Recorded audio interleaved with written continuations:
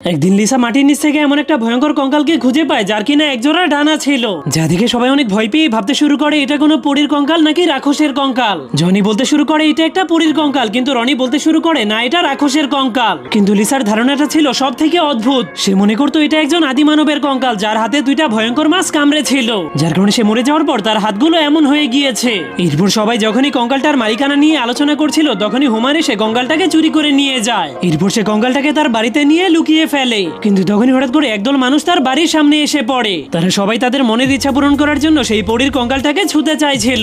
কেউ কেউ তো সেই কঙ্কালটাকে ছোঁয়ার জন্য তাকে টাকা দিতেও রাজি হয়ে গিয়েছিল।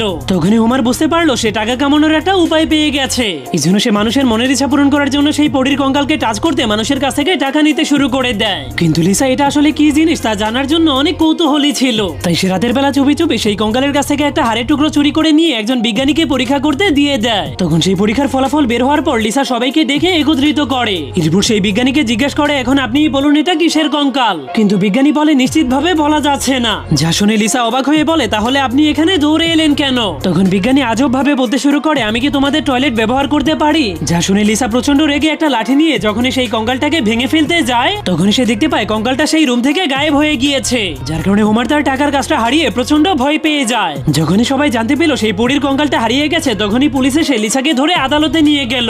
এরপর যখনই উকিল প্রমাণ করতে যায় লিসা ইচ্ছাকৃতভাবে সেই পরীর কঙ্কালটাকে নষ্ট করে ফেলেছে তখনই কেউ একজন জানলার বাইরে ছোট্ট একটা পাহাড়ের উপরে সেই পরীর কঙ্কালটাকে দেখতে পায়। কিন্তু তখন সেই পরীর কঙ্কালের পায়ের নিচে লেখা ছিল আজকে সূর্য ডুবার সঙ্গে সঙ্গে পুরো পৃথিবী ধ্বংস হয়ে যাবে, যা দেখে সবাই সেই লেখাটা বিশ্বাস করে প্রচন্ড ভয় পেতে শুরু করে দেয়। এই জন্য সবাই পাহাড়ের উপরে দাঁড়িয়ে দাঁড়িয়ে সূর্যাস্ত দেখতে থাকে, কারণ তারা দেখতে চাইছিল যে পৃথিবীটা কিভাবে ধ্বংস হবে। তো বন্ধুরা, পৃথিবীটা কি ধ্বংস হবে কিনা তা দেখতে চাইলে কমেন্টে পার্ট 2 লিখে দিন।